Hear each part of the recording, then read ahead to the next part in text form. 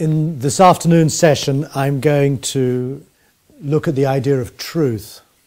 Heute Nachmittag möchte ich mir die Idee von Wahrheit näher betrachten.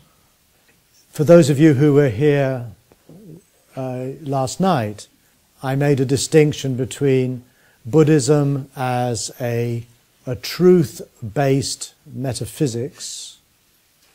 Und gestern Abend, für diejenigen, die da waren, habe ich eine Unterscheidung getroffen von einem Buddhismus, der auf einer wahrheitbasierten Metaphysik beruht, As opposed to a Buddhism which is a task-based ethics. im Gegensatz zu einem Buddhismus, der auf einer aufgabenbasierten Ethik beruht. And this is another way, admittedly a somewhat idiosyncratic way, Das ist eine andere Art, eine zugegebenermaßen idiosynkratische Art und Weise, to help us differentiate between a religious Buddhism as opposed to a secular Buddhism. um uns zu helfen, einen religiösen Buddhismus von einem säkularen Buddhismus zu unterscheiden. Now there's nothing intrinsic in the notion of secularity that entails a task-based ethics. In diesem Wort säkular ist das eigentlich nicht enthalten, dass es da um eine aufgabenbasierte Ethik geht. But I think it follows from what we were looking at this morning that a secular Buddhism is concerned with acting, living in an ethical way in response to the suffering of this world. Aber es geht aus dem, was wir heute Morgen betrachtet haben, hervor, dass es bei diesem säkularen Buddhismus darum geht, wie verhalten wir uns in dieser Welt, wie gehen wir darauf ein, auf die Aufgaben, auf die Fragen, auf das Leiden, das uns da begegnet, um dem mit einer Ethik zu antworten. Whereas a religious Buddhist tradition would be one that is making a claim that what it teaches is the truth. Wohingegen ein religiöser Buddhismus behauptet, dass das, was er lehrt, dass das die Wahrheit verkörpert. And a person who is awakened or enlightened is someone who has gained a veridical, in other words, a correct understanding of the nature of truth or the nature of reality. That's what makes them enlightened. Und jemand, der erwacht ist, der hat sozusagen die korrekte Wahrheit über die Welt, über das Leben herausgefunden, eine absolute Wahrheit. Das macht ihm, das kennzeichnet ihn als erwacht. Now I think we can, if we look at the history of Buddhist thought, we can again detect a tension between these two perspectives. Und wenn wir wieder die geschichtliche Entwicklung des Buddhismus betrachten, dann können wir auch da wieder diese Spannung zwischen diesen beiden Polen wiederfinden. I'm not suggesting that they're completely mutually exclusive. Ich behaupte nicht, dass die sich gegenseitig ausgrenzen. They're in a sense, it's more a question of a shift in emphasis than a saying this is right or this is wrong. Es ist eher ein Wechsel in der Art, wo was betont wird und nicht so sehr eine Frage von richtig und falsch. Let's start with a citation from the Sutta Nipata. Lasst uns beginnen mit einem Zitat aus dem Sutta Nipata.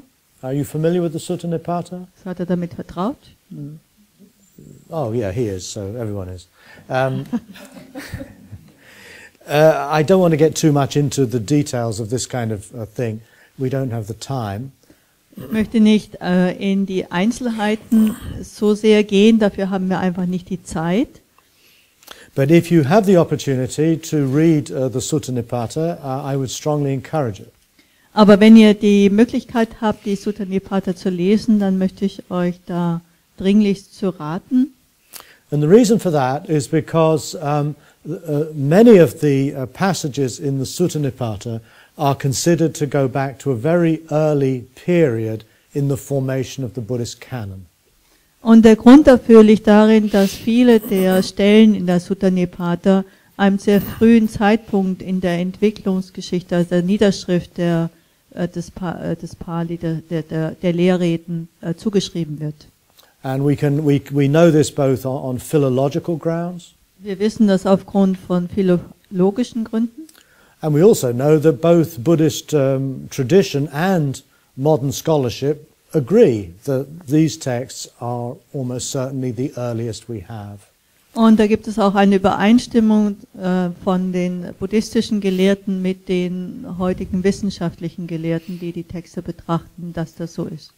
So this is one verse. There are about 900 verses in the text. Also das ist jetzt ein Vers und es gibt ungefähr 900. This is the Buddha speaking. He says, I do not say this is true. Der Buddha sagt, ich sage nicht, dass das wahr ist. No, that's not quite right. I do not say, ich sage nicht, das ist wahr. Yeah. Which is what fools say to each other. Was das ist, was die Narren zu sich sagen. Fools make out their own way to be true. Die Narren gestalten ihre eigene Wahrheit. And therefore they regard their opponent as a fool. Und deswegen halten sie ihre Gegner auch für Narren.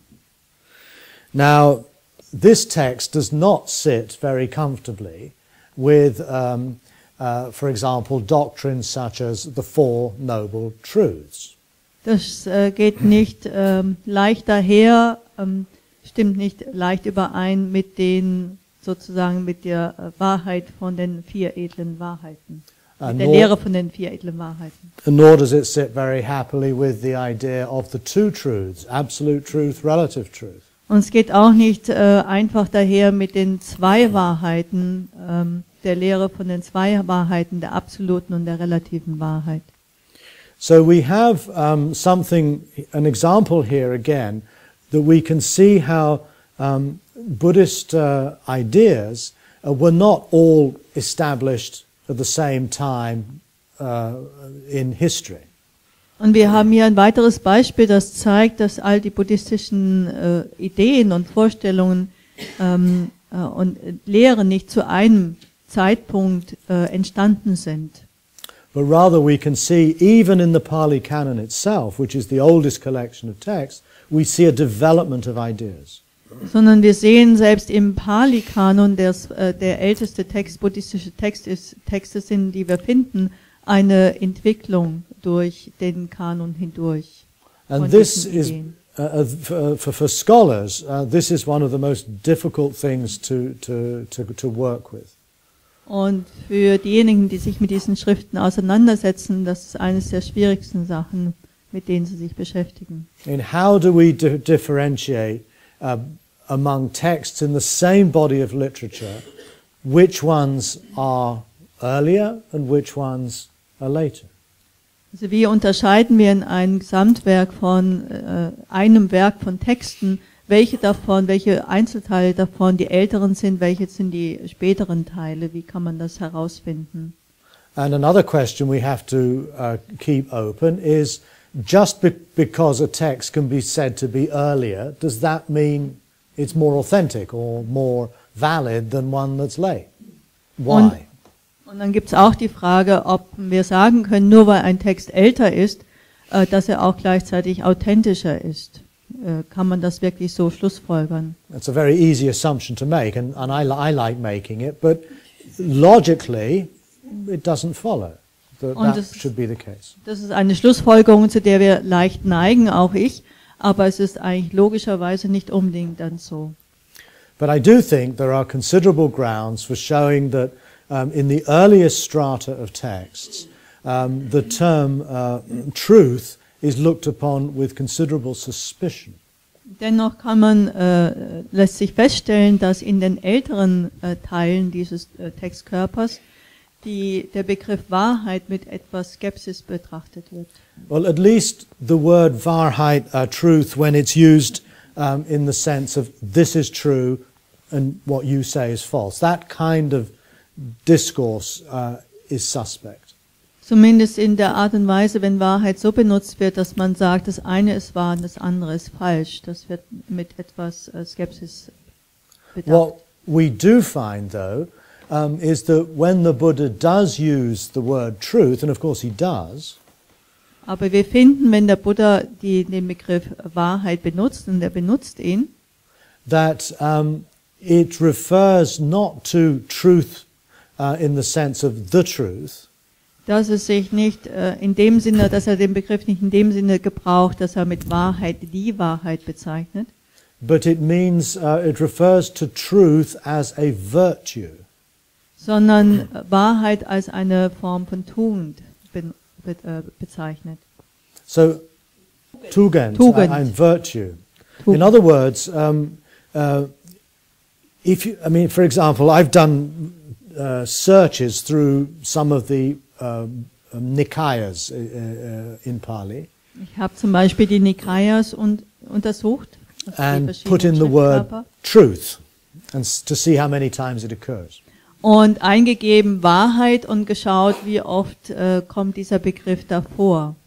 And you find the word truth coming up an awful lot.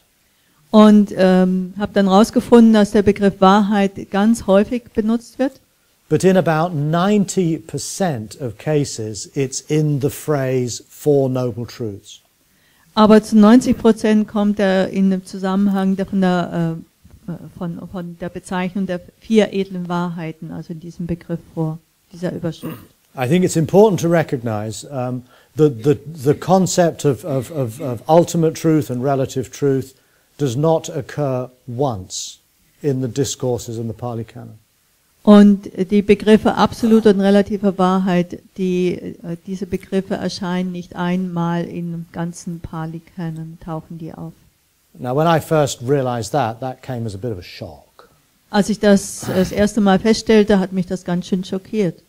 Because all Buddhist traditions, whether it's Theravada, whether it's Mahayana in the Zen or the Tibetan tradition, this way of thinking, relative truth, absolute truth, is absolutely central. Weil diese Art von Denken und Unterscheidung zwischen absoluter und relativer Wahrheit sich in allen buddhistischen Schulen, ganz gleich welcher Art, wirklich ganz zentral ist. And there's clearly, it's not contested that this was a language the Buddha, the historical Buddha, never used. Und es kann nicht nachgewiesen werden, dass der historische Buddha diese Art von Sprache überhaupt benutzt wird. And it's not that he just didn't use those particular technical terms, but that way of thinking, I would argue, is alien to his whole approach. Und es ist nicht so, dass er die Begriffe vielleicht nicht benutzt hat, aber diese Art zu denken ist ihm vollkommen fremd gewesen. So argumentiere ich zumindest. Okay, so we don't find absolute truth, relative truth.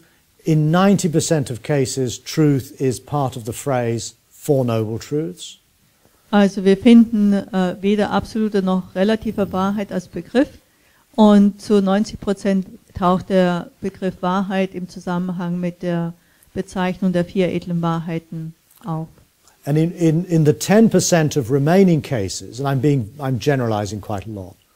Und in den 10%, die verbleiben, und das ist jetzt verallgemeinert, most of the usages of the word truth have to do with speaking truthfully. wird das meistens benutzt im Zusammenhang damit, dass wir wahrhaftig sprechen. So in other words, truth is understood as a virtue of speech. Also mit anderen Worten, die Wahrheit hat damit zu tun, also dass wir wahrhaftig sprechen. In dem Zusammenhang wird der Begriff meistens gebraucht. And fortunately, on this point, we have evidence from non-canonical and non-Buddhist sources. On this point, we have corroborating evidence from non-Buddhist sources. Und das stimmt überein mit nicht-buddhistischen Quellen.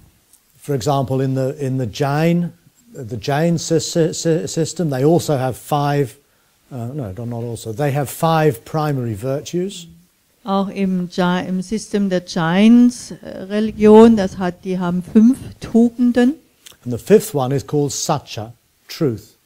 Und die fünfte ist Satya, was Wahrheit bedeutet. Now, nowadays people will tend to translate it as truthfulness. Heute wird das als Wahrhaftigkeit bezeichnet. But the word in the original is simply truth. Aber ursprünglich heißt es einfach wahr.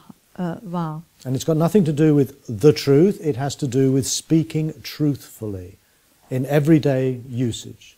Es hat nichts mit der Wahrheit zu tun, sondern es hat damit zu tun, dass wir wahrhaftig sprechen, also das sagen, was wahr ist.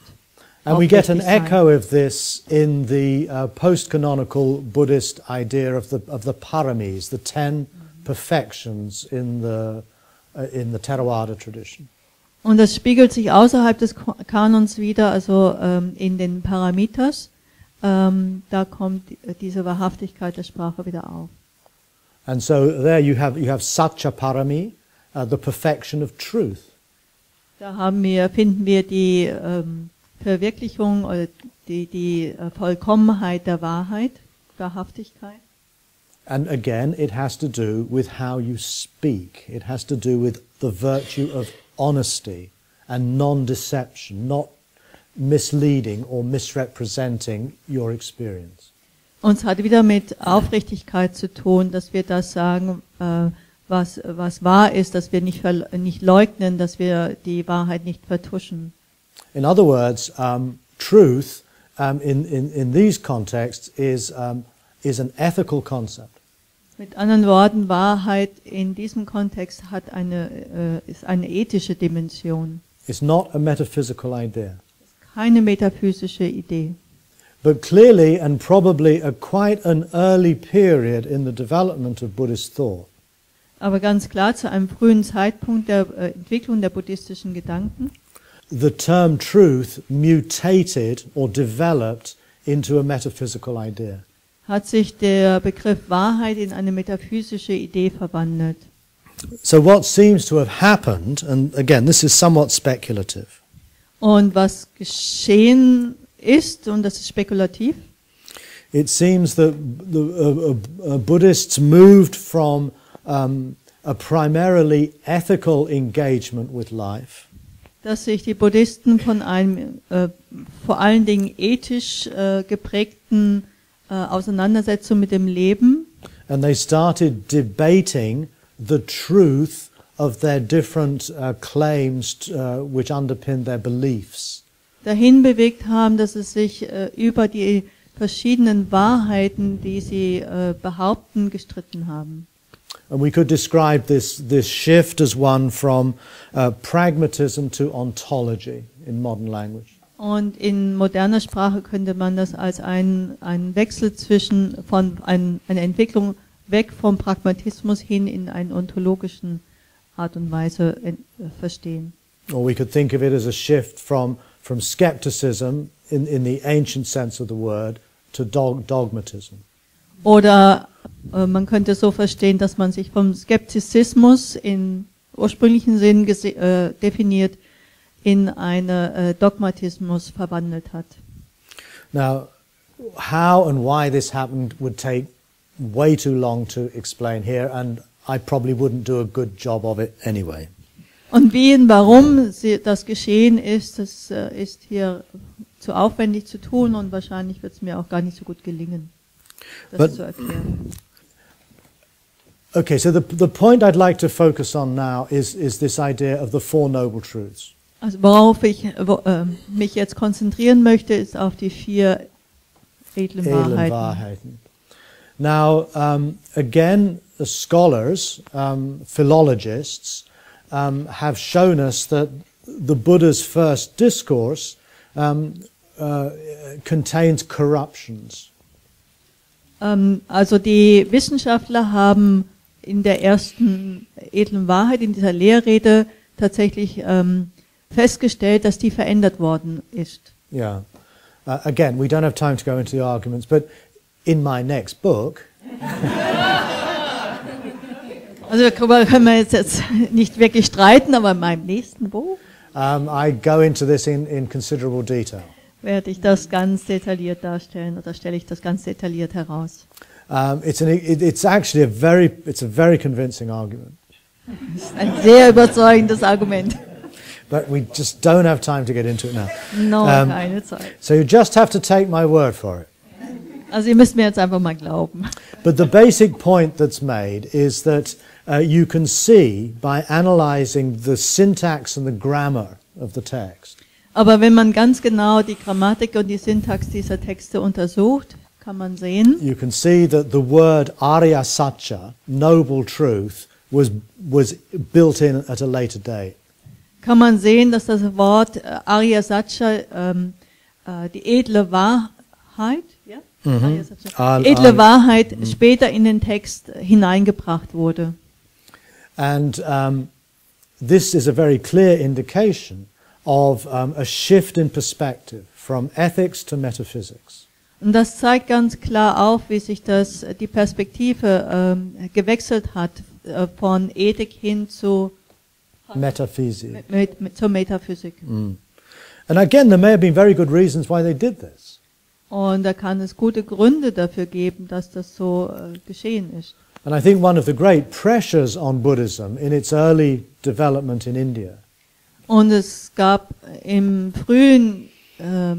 der frühen Entwicklung in Indien einen großen Druck, was for Buddhists to be able to participate and to gain credibility in the world of Indian religion.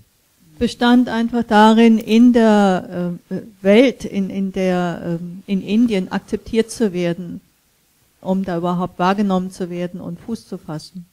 And a lot of religious debate, whether it's in Buddhist circles or Christian or elsewhere, usually devolves into the discussion about, well, what we say is true and what you say is false. We've got the truth, you don't. Und wenn die verschiedenen Traditionen, verschiedenen religiösen Ausrichtungen diskutieren, geht es letzten Endes immer wieder darum, wer sagt die Wahrheit und wer sagt nicht die Wahrheit, wer hat recht. And in my own training as a Tibetan Buddhist monk, I was basically trained in epistemology and logic in order to be able to argue for the superiority or the validity of Buddhist truth claims against the truth claims of other Indian schools. Und auch in meinem eigenen Training als tibetisch-buddhistischer Mönch wurde ich vor allen Dingen deswegen in der Debatte getrainiert, um die Überlegenheit der buddhistischen Ideen wirklich herauszustellen. Durch logische und Erkenntnis. Now we also see parallel, or not parallel, but we see similar developments in the history of Western thought as well. Und wir sehen ähnliche Parallelen auch in der Entwicklung der Gedanken im Westen hier. Both in America with the philosophy of pragmatism, sowohl in Amerika mit der Philosophie des Pragmatismus, and in what in England we call continental philosophy. Und das, was wir in England die kontinentale Philosophie, die Philosophie des Festlandes nennen. Yeah, particularly again Heidegger. Vor allen Dingen Heidegger. We find that there's a very rigorous critique of truth as correspondence. Truth as correspondence? In other words, there's a very strong critique of our usual understanding of the word truth.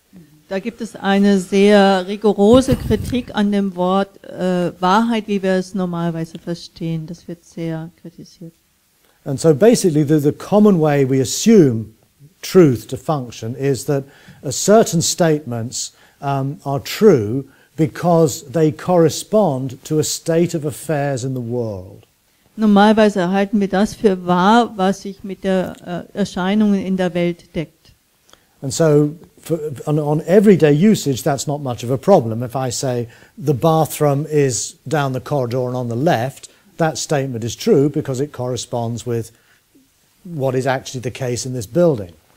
Und im Alltag mag das überhaupt kein Problem sein. Also wenn ich hier zum Beispiel sage, dass die Toiletten da hinten geradeaus und dann links sind, dann ist das wahr, weil es einfach mit dem, wie es hier in diesem Gebäude ist, übereinstimmt. But that can easily, and I think illegitimately, be raised to making claims about the nature of reality. Und das wird leicht übertragen und ich glaube fälschlicherweise auf die Natur der Realität, der Wirklichkeit, dieses Prinzip. So if you say, for example, God created the world, Also wenn du zum Beispiel sagst, der Gott hat diese Welt geschaffen, or if, as Buddhists say, craving is the cause of suffering, oder was die Buddhisten sagen, dass Verlangen die Ursache von Leiden ist, then we tend to think, oh, well, that actually describes the state of affairs in reality. dann denken wir, dass das tatsächlich die Wahrheit beschreibt. Dass das die Wahrheit und wie das Leben eben ist, beschreibt, dass es das wirklich deckt. And technically that's called a correspondence theory of truth. Und technisch sagt man dazu Konkurrenztheorie der Wahrheit. Korrespondenz der Wahrheit. Now, this view amongst many modern philosophers is now rejected. Diese Ansicht ist inzwischen von allen modernen Philosophen, wird sie verwiesen. Now, I could give you a bunch of examples, but we don't have time. Ich könnte eine Reihe von Beispielen nennen, aber wir haben keine Zeit. But one sentence that I would like to quote to you is by the Italian philosopher Gianni Vattimo. Einen Satz möchte ich gerne zitieren von einem Italiener, Vattimo. Vattimo. And he wrote a book called A Farewell to Truth. Er schrieb ein Buch, Auf Wiedersehen, Wahrheit. And he wrote another book called After Christianity. He's a Roman Catholic, by the way. Und er schrieb ein weiteres Buch nach dem Christentum. Er ist aber trotzdem katholisch, römisch-katholisch. And the sentence that really struck me, I can't remember, I think in the first of those books, was when the word truth is uttered. Und der Satz, der mich wirklich berührte, lautet, wenn das Wort Wahrheit benutzt wird, a shadow of violence is cast as well. Dann entsteht auch ein Schatten der Gewalt, wird dann sichtbar. Because as soon as you make those kind of ultimate truth claims, you're basically creating an irreconcilable difference between your view and someone who disagrees with you. Sobald man eine Wahrheit postuliert, schafft man auch eine unüberbrückbare Grenze zu denen, die diese Wahrheit nicht mit einem teilen. And curiously, this sentence is mirrored in the story I told last night about the blind man and the elephant. Und sehr interessanterweise lässt sich dieser Satz, der spiegelt sich auch in dem Beispiel, von dem ich gestern sprach, mit den Elefanten und den Blinden. And if you remember, once the blind men started arguing about what is the elephant, it's like a broom, it's like a cupboard, it's like a pillar. Und wenn ihr euch daran erinnert, wie die Blinden sich darüber begannen dann zu streiten, wie der Elefant wirklich tatsächlich ist, ob es eine Röhre ist oder ein Besen oder ein Kissen, also wie er wirklich beschaffen ist. They ended up fighting each other with their fists. Am Ende stritten sie sich eben darüber und schlugen sich mit ihren Fäusten. So there's something, I think, potentially violent in truth claims. Also es ist etwas potenziell sehr Gewalttätiges, wenn wir von Wahrheiten sprechen, Wahrheiten postulieren. And again, we don't have to look very far in our own history, the history of the world, to see how many violent conflicts have been driven by conflicting claims as to what is true. Religious wars, political wars.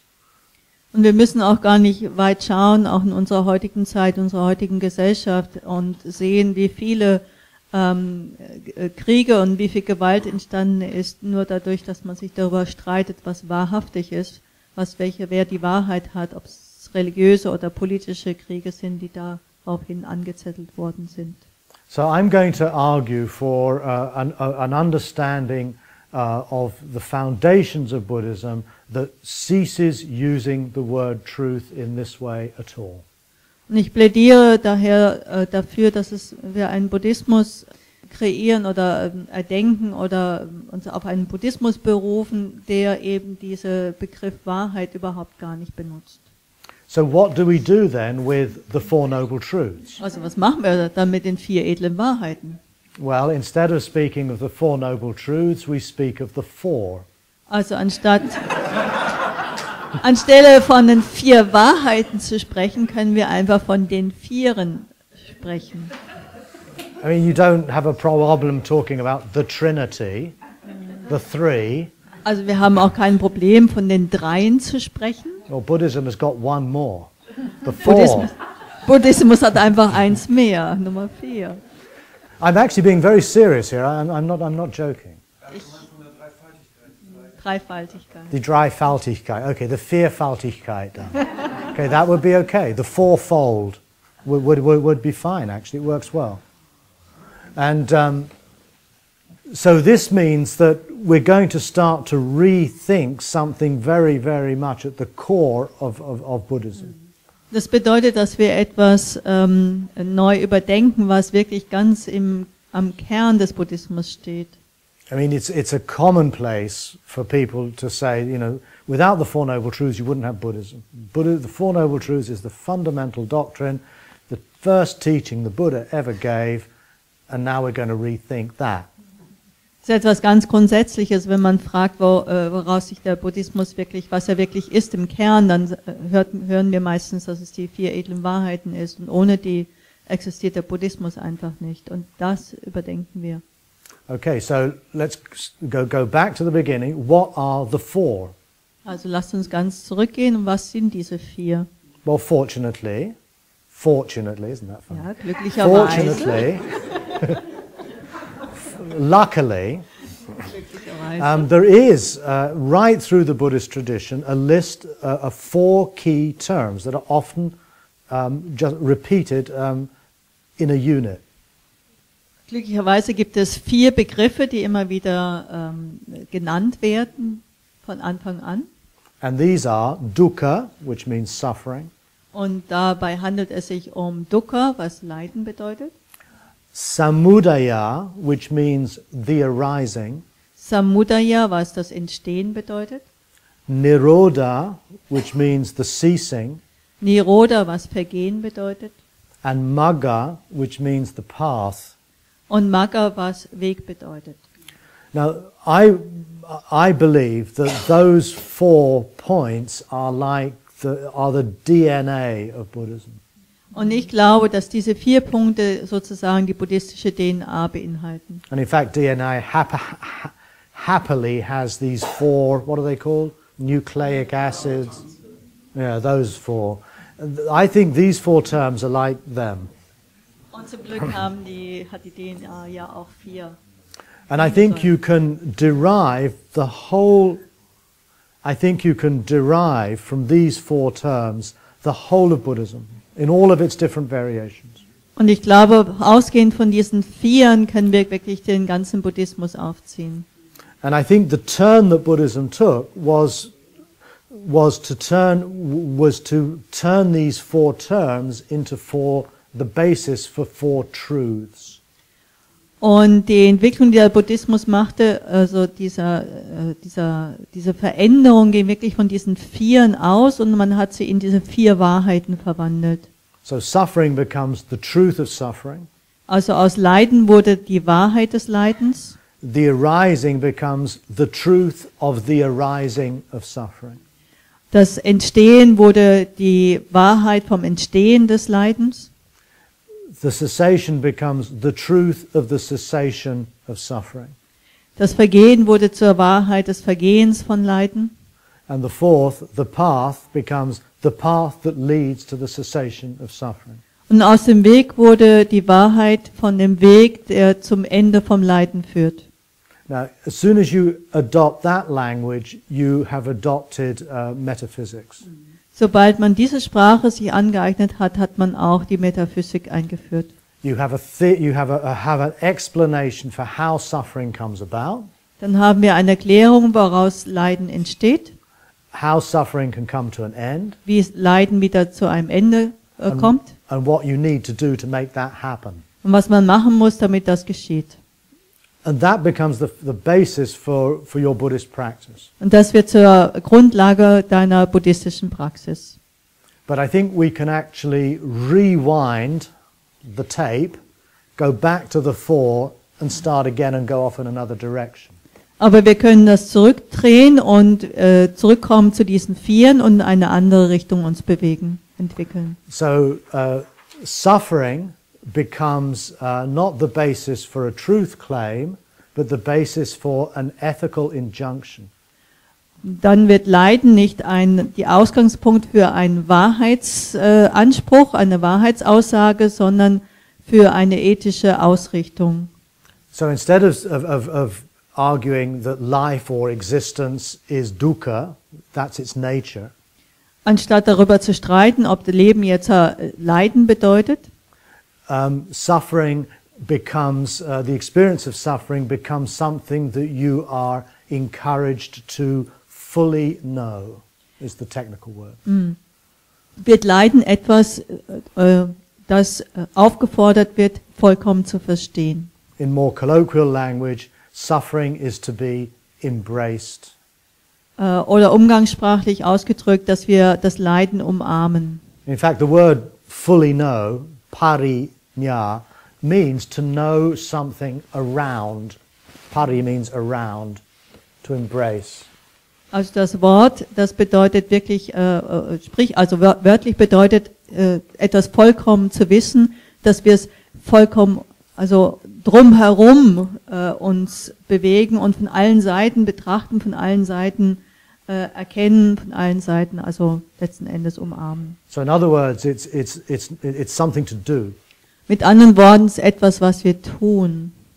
The arising, which the Buddha defines as craving or reactivity, Das Entstehen, was der Buddha als Reaktivität oder als Greifen bezeichnet, is something to let go of. das ist etwas, was es loszulassen gilt. The cessation of, and again, I guess it gets too complicated. The cessation means the cessation of craving, not the cessation of suffering. Und das Vergehen bedeutet das Vergehen von Greifen und nicht das Vergehen von Leiden. And this is something to behold. That's the word the Buddha uses. Betrachten or something. Und das ist Behold. etwas, was es zu betrachten gilt. And the word in Pali is sachi karoti. Sachi is the eyes. Karoti is to do, to engage the eyes, to look, to behold. Und im Pali ist es das Wort Sachi Karoti. Und Sachi bedeutet das Auge und Karoti ist Tun. zu tun. Zu tun. Zu tun. Ins Auge fassen. Auge fassen. You can. Oh, that's great. In English, we don't have a word. Auge fassen. Ins Auge fassen. Ins Auge fassen. Ins Oh, great. Auge. Excellent. Genau. Okay. Okay. So nirvana is actually because the cessation of craving is nirvana. Das Loslassen, das Vergehen von Greifen, das ist Nirvana selbst. And the point is not to believe that, whether that's true or false. That's irrelevant. Und es geht nicht darum, das zu glauben, weil das ist vollkommen unwichtig. But the point is to behold those moments in your life when craving and grasping are not happening. Sondern diese Momente in seinem Leben wirklich zu erfassen, zu bemerken, indem wir eben dieses erleben, dass wir gerade nicht greifen, dass wir diese Momente wirklich wahrnehmen. And remember, well, if you're familiar with the Buddha's first discourse, it ends with one of the audience, a man called Kondanya, saying, whatever arises is something that ceases. Und viele der die Stelle, ne? Die Lehrrede. Die Lehrrede endet damit, ja? Ja, die Lehrrede. Die Lehrrede endet damit von Kondanya, der eben sagt, whatever arises is something that ceases. was immer auch entsteht, ist etwas, was auch wieder vergeht. So again, he uses the two words arising, samudaya, and nirodha, and ceasing, nirodha. In other words, the core of these four tasks is to behold that whatever arises comes to a stop. Und er benutzt wieder diese beiden Worte, Entstehen und Vergehen. Also es geht wirklich um diese beiden Aspekte, diese wirklich zu bemerken, dieses Entstehen und dieses Vergehen. And the practice is to see as clearly as you can to affirm the fact, as it were, of reactivity coming to a stop, even for a moment. Whenever it stops, you look closely and deeply into that stopping. Und die Praxis besteht im Wesentlichen im Kern darin, dass wir das wirklich bemerken, wenn es zu diesem Vergehen kommt, diesem Moment, wo es einfach still, also anhält, wo es stoppt, diese Reaktivität.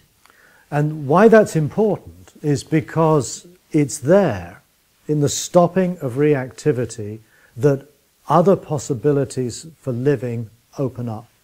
Und warum ist das wichtig? In dem Moment, wo die Reaktivität aufhört, in dem Moment werden andere Möglichkeiten, sich zu verhalten, andere Möglichkeiten der Antworten möglich. Die tauchen dann auf.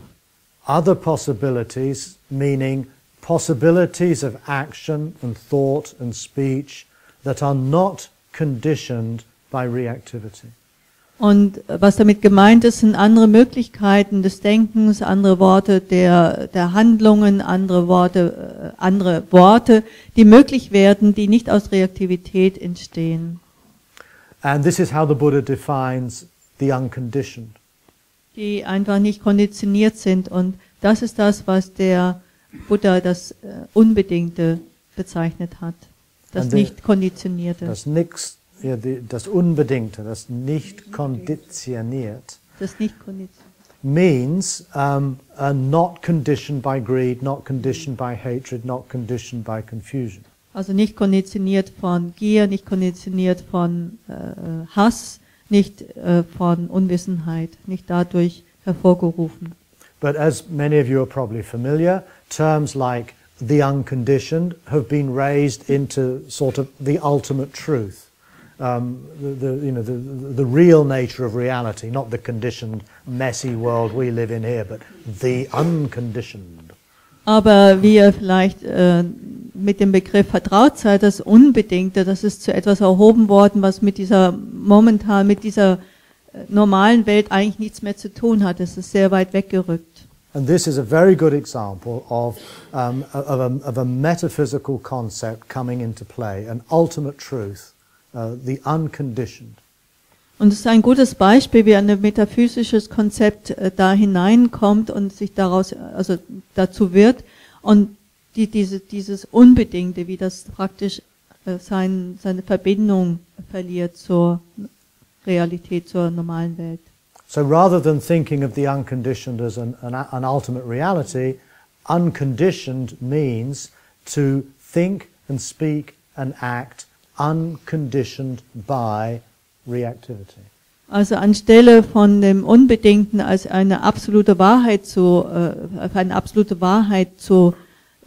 halten, zu sehen, geht es darum, eher aus einem nicht konditionierten, von Gier, Hass oder Verblendung Konditioniertheit heraus zu handeln, zu sprechen. So in other words, it's a challenge to act differently, to live differently. It's an ethical injunction. Das heißt, es ist eine Aufforderung, eine ethische Aufforderung, anders zu handeln, anders zu denken, anders zu sprechen. And then the fourth point, a magga, path. Und im vierten Punkt, im Magga, im Weg. The task that accompanies this is called bhavana.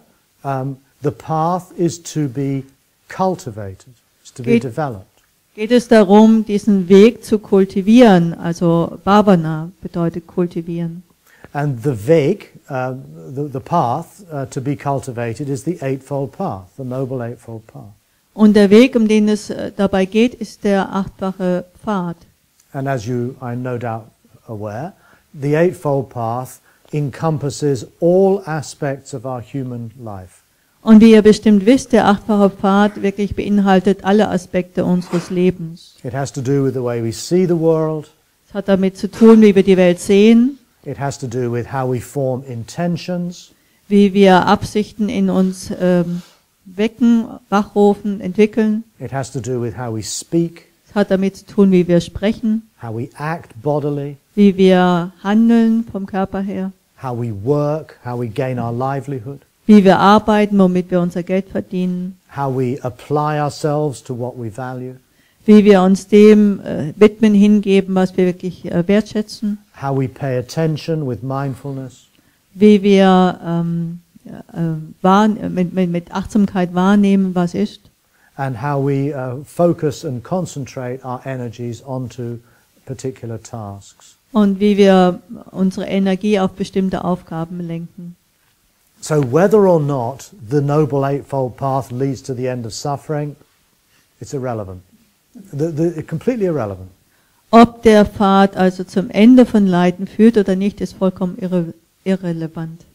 If we think of these four now as four tasks or as a fourfold task, you can do it either way.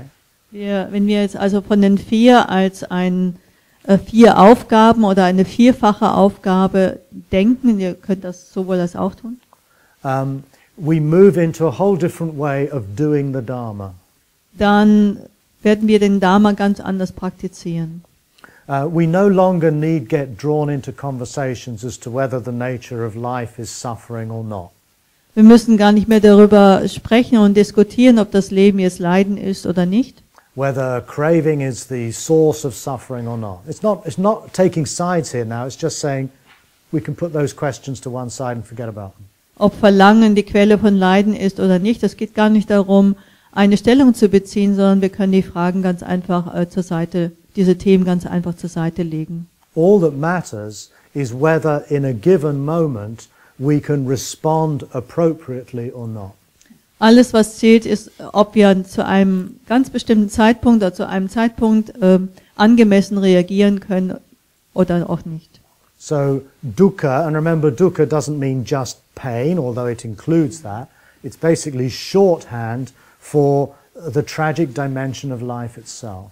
Also Dukkha, und Dukkha bedeutet nicht nur Schmerz, sondern es ist einfach eine Zusammenfassung für alles, was im Leben tragisch ist. Das ist ein Wort dafür, für alle Aspekte. And tragic means not necessarily, for example, you can have a very joyous experience, but there's a tragic dimension because it's going to end. Und es kann sein, dass wir etwas sehr Erfreuliches erleben, aber das Tragische auch in diesem erfreulichen Erlebnis liegt darin, dass auch dieses Erlebnis enden wird. So it's not a kind of gloom and doom, veil of tears, isn't life awful kind of philosophy. Es ist keine Philosophie, in der dargestellt wird, dass das alles nur schrecklich ist. Because it's not making any kind of claims about the nature of reality. Sondern es wird überhaupt nichts ausgesagt über die Natur der Wirklichkeit.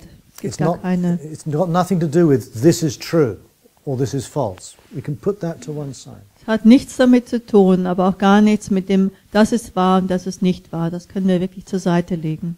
What matters is when you confront a situation in life, do you embrace it or do you deny it? Was es geht, ist, wenn wir einer Situation im Leben begegnen, können wir sie annehmen, können wir uns damit uns ihr hingeben oder fangen wir an, sie abzulehnen? Can we embrace it rather than grasping at it? Not the same. Können wir sie annehmen oder sind wir dabei, an ihr zu klammern? Das ist nicht das Gleiche. And this is exactly what we try to do in the practice of mindfulness. Und das ist genau das, was wir versuchen in der Praxis von Achtsamkeit zu tun. In other words, to find another point of view, another perspective from which to lead our lives.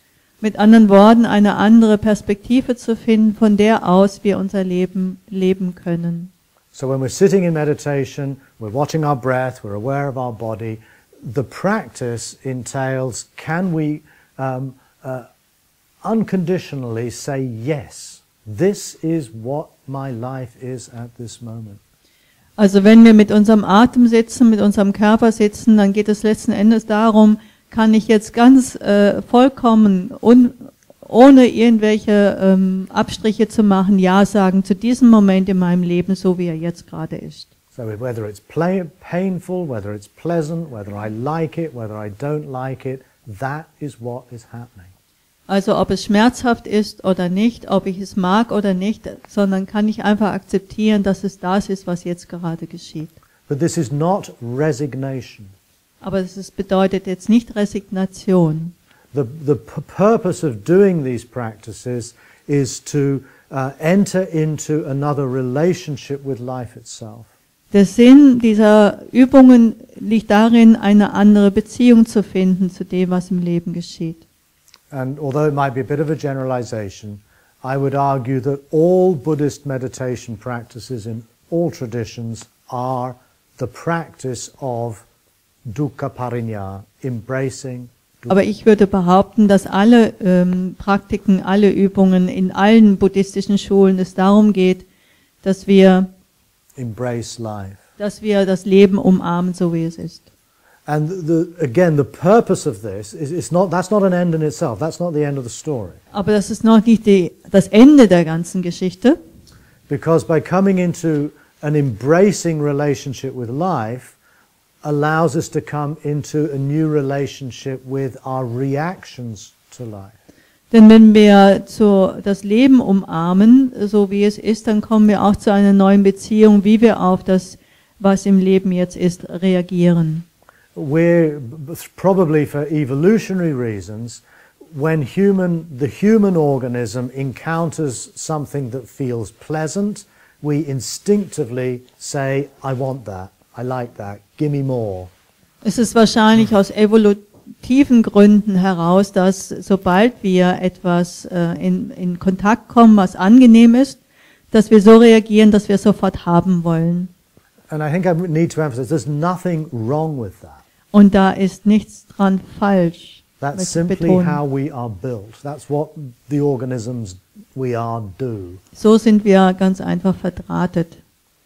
If something's unpleasant, we don't like it, the reaction is to push it away, to ignore it, to somehow deny it. Und wenn etwas unangenehm ist, dann wollen wir das nicht haben, dann wollen wir das weghaben. Das ist ganz normal. And when something's neither pleasant nor unpleasant, we just tend to feel restless and bored. Und wenn etwas weder angenehm noch unangenehm ist, dann neigen wir dazu, einfach gelangweilt oder rastlos zu werden. And these reactions are so deeply embedded within us, they have enormous power. Und diese Reaktionen sind so tief in uns verankert, dass sie eine enorme Kraft haben über uns. And the Buddha's approach is not to try to suppress or get rid of these things. Und der Buddha versucht nicht, diese Reaktionen abzustellen oder zu unterdrücken, but is to see them, is to pay close, equanimous attention to them. sondern eine sehr gleichmütige Aufmerksamkeit diesen Reaktionsweisen entgegenzubringen und sie zu beobachten. And to notice particularly that they arise out of conditions that cause them. Und wirklich zu verfolgen, wie diese Reaktionen entstehen aus Bedingungen heraus. But if we don't buy into them, identify with them, or fuel them, then of their very own nature, they will come to an end. Aber wenn wir sie nicht nähern, wenn wir sie nicht bestätigen, wenn wir ihnen nicht folgen, dann werden sie ganz von selbst auch wieder ein Ende finden. And when we observe them come to a stop, that is the experience of nirvana. Und wenn wir dieses Ende bemerken, wenn wir dieses Ende erleben, das ist dann die Erfahrung von Nirvana. And that is what the Buddha encourages us to he says, see that, behold it, notice that stopping. Und der Buddha fordert uns auf, das zu bemerken, das wirklich zu bemerken, zu erkennen. And from that stopping, we then have the possibility of acting, thinking, speaking in a way that's not determined by reactions. Und aus diesem Moment, wenn das endet, dann in dem Moment haben wir eine andere Möglichkeit, aus einem anderen Ort heraus zu handeln, einzugehen auf die Situation, die sich vor uns zeigt. So what you can begin to see here is actually a process. Also was wir hier sehen können, ist nämlich ein Prozess, der da stattfindet. That these 4 tasks are not 4 independent activities. Diese 4 Aufgaben sind nicht 4 voneinander unabhängige Aktivitäten, But they mutually support each other. sondern sie ergänzen sich, helfen sich gegenseitig. And they give us a sort of framework or paradigm for leading our life in the widest sense. Und sie geben uns praktisch einen Rahmen, in dem wir aus leben können, in dem wir unser Leben gestalten können. But they also give us a paradigm or a framework for dealing with any particular moment in our lives. Und auch einen Rahmen, von dem aus wir wirklich mit einer ganz bestimmten Situation in diesem Moment umgehen können. Das ist die Grundlage, aus der heraus wir praktisch So this goes back again to the point we made this morning, that this for me is why this Buddhist vision is important, because it describes both in theory and in practice a way of living. Und das ist es, was für mich so wichtig ist, dass die buddhistische Theorie ganz praktisch beschreibt, wie wir unser Leben leben können, sowohl insgesamt wie auch in einem einzelnen Moment. And if we look at the conclusion of the Buddha's first discourse, und wenn wir schauen auf den Schluss in dieser ersten Lehrrede des Buddha, this is actually not the Schluss, this is the penultimate paragraph. Folgerung, was daraus folgt. He says, it was not until my knowledge and vision. Es war nicht, bis ich gesehen habe It was not until my knowledge and vision. Bis mein Wissen und mein Wissen und meine Vision. About he says the 12 aspects of the 4. Über die 12 Aspekte der 4. Was complete. Vollständig war. I did not claim to have achieved an awakening, or he says a peerless awakening in the world. Behaupte ich nicht, dass ich, bevor ich das erkannt habe, ein reines Erwachen gefunden habe. Now this for me is an extremely important text in understanding what we mean by enlightenment. Und das ist für mich deswegen so wichtig, dass wir da eben zu einem Verständnis kommen, was Erleuchtung wirklich bedeutet. The 12 aspects of the 4 mean the recognition, the performance and the accomplishment of each of those 4 tasks. Und mit diesen 12 Aspekten wird eben das Erkennen, das Durchführen und das Verwirklichen all dieser 4 Aufgaben ist damit gemeint. So here we have an understanding of awakening that is at the conclusion of the very first discourse that for me gives it a considerable degree of authority as a Buddhist. Also hier haben wir ein Verständnis von Erwachen, das aufgezeigt wird, das für mich it gives it a considerable degree of authority. It has a lot of authority for me. Das für mich ein sehr sehr viel Autorität hat, das für mich einfach sehr viel Gewicht hat, sehr viel Aussagekraft hat. Sehr viel Gewicht hat. Sehr Aussagekraft ist als Buddhist. Yeah, okay.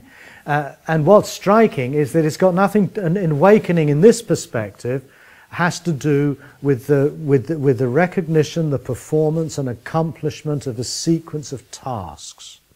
Und worum es hierbei geht, dass es darum eben um das Ausführen und das Durchführen und das wirklich